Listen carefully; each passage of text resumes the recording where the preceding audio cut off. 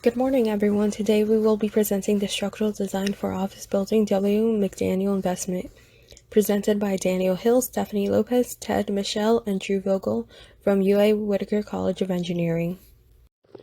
The team will be performing designs for an upcoming office building project for W. McDaniel Investments LLC. The construction is of a 13,627 square foot, one-story office attached to a warehouse with a mezzanine floor type in the building. Associated parking areas, drainage facilities, and utilities will also be considered.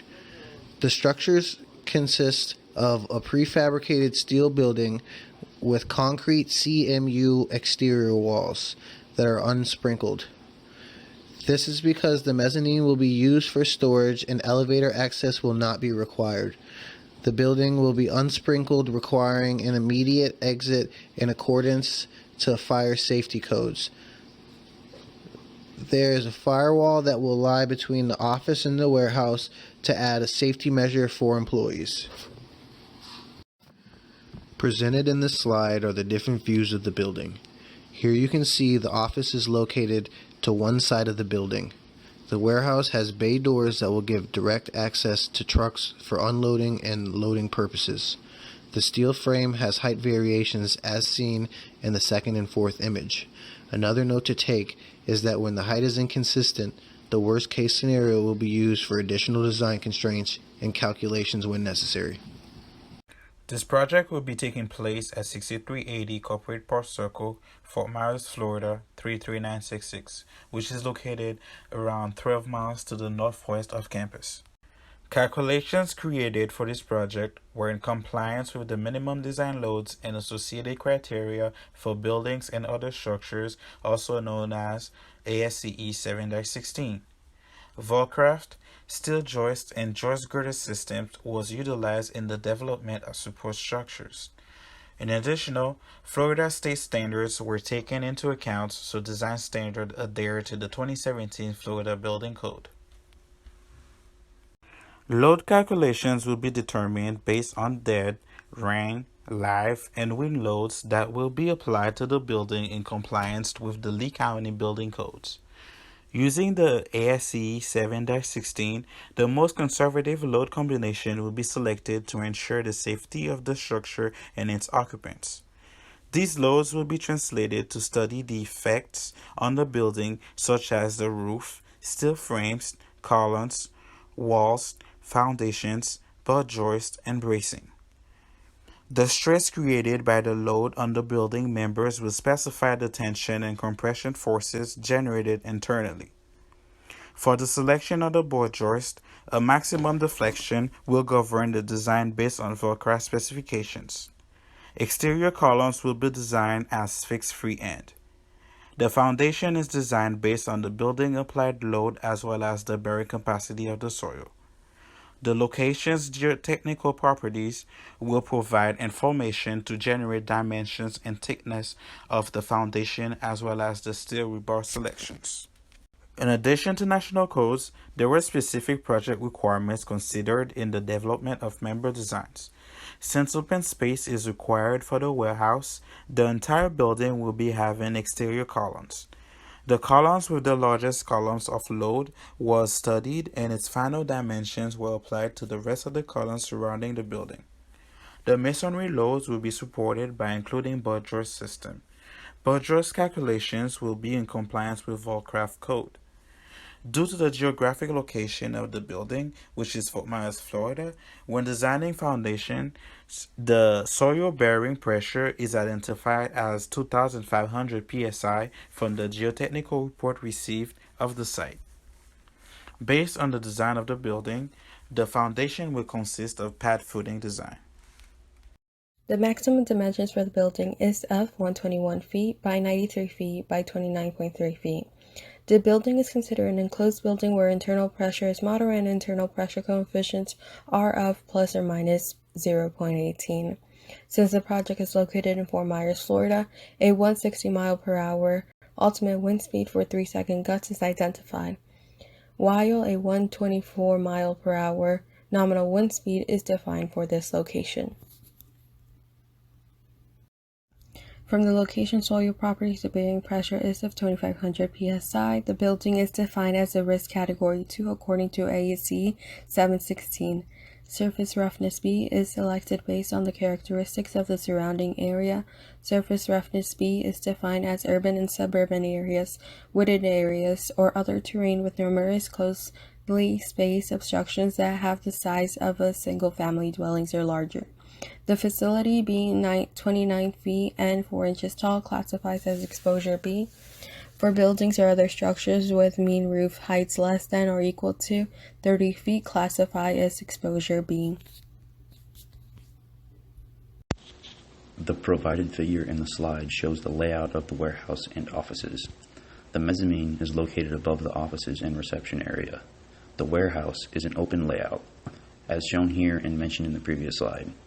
There is no columns located on the inside of the building in order to maximize the amount of open space. Since there is no sprinkler systems, exits are located on all sides of the building under standards for means of escape considering life safety.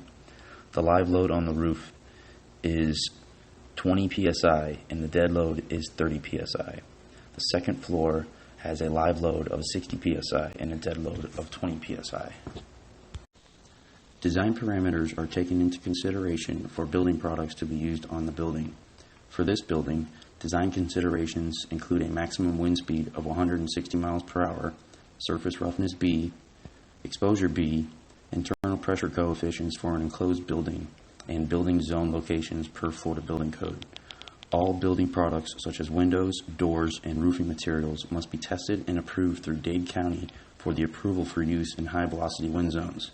In this case, protection from hurricanes in Florida.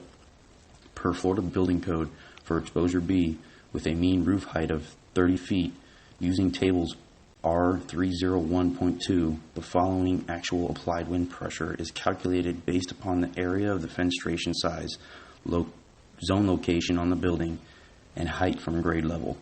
Some building products, such as overhead garage doors, have special conditions of which is accounted for on Table R301.24 in the Florida Building Code.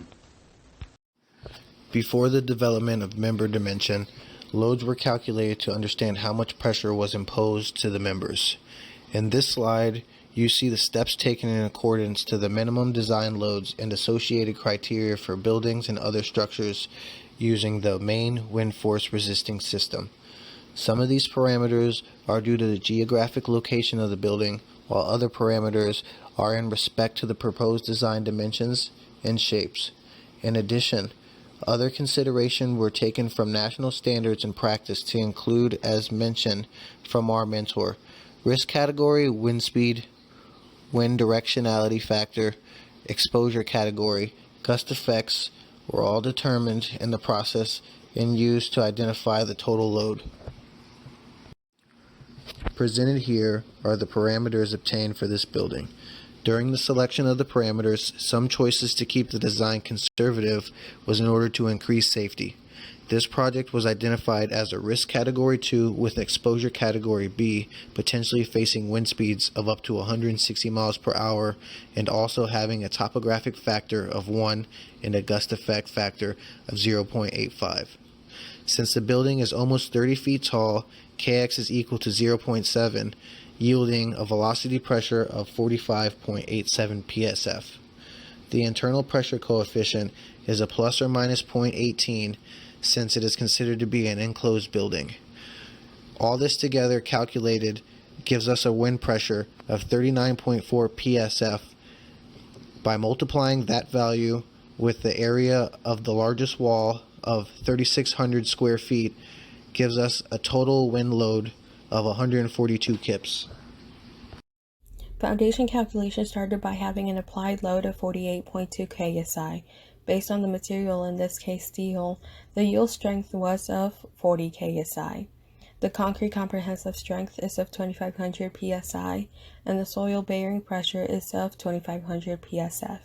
A number 5 rebar is used with a 3-inch cover for reinforcement.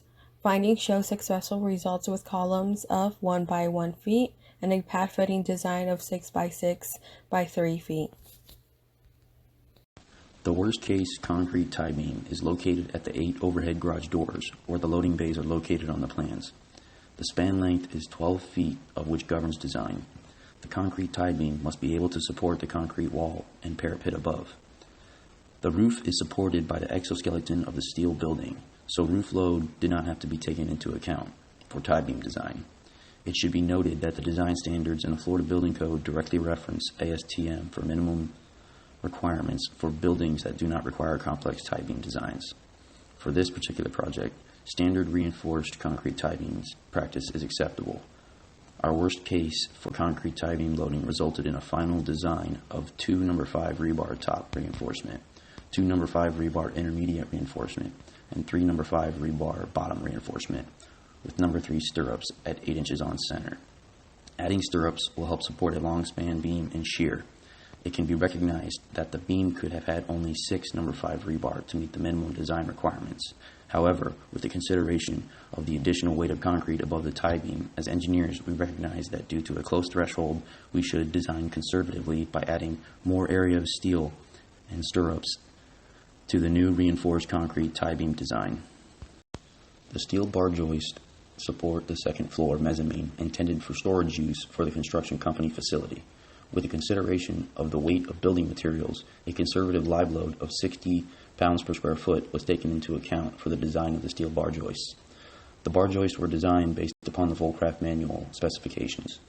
Volcraft is known to be one of the safest, highest quality, low cost, most productive, and most profitable steel and steel product company in the world. They have been trusted and approved under the standard building codes for steel bar joist design. Designs are based upon maximum deflection limit of span length divided by 360. In this case, our bar joist will be based upon the longest bar joist at the mezzanine, a span length of 31 feet and 8 inches. Under the design standards of the Volcraft manual, the bar joists are to be 30 inches in height, steel K-series bar joist, 30 K10s at 5 feet on center. This is a summary slide to talk about the final parameters for the design of the building. For foundation, it was decided to have a 1 foot by 1 foot column, and at the bottom of each column to have a 6 foot by 6 foot by 3 foot pad footing. For the tie beams, it was decided to have an 8 by 16 inch reinforced concrete tie beam with steel reinforcement throughout using number 5 rebar, 2 at the top, 2 intermediately, and 3 at the bottom, with number 3 stirrups at 8 inches off the center. For the bar joists, based on the maximum deflection, K-series 30K10 was decided to be used, showing that the actual deflection would only be 0.74 inches when the allowable is 1.055 inches. The team expresses gratitude to Elias Engineering LLC and Bob Case for their guidance and support throughout this project.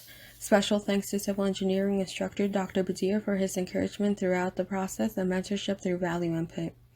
In addition, this project would not have been possible without the effort and cooperation from the entire team. All the different building codes as well as the software used for the development of member design for this project is referenced here. We can cite ASC 7-16, the 2017 Florida Building Code, the Florida Fire Prevention Code, the National Electrical Code, the National Fire Protection Code, the Volcraft Manual, the Steel Joist and Joist Girder Systems, and Civil 3D AutoCAD. This was the structural team for Office Building W. McDaniel Investment Team for Spring 2020. Thank you for your time.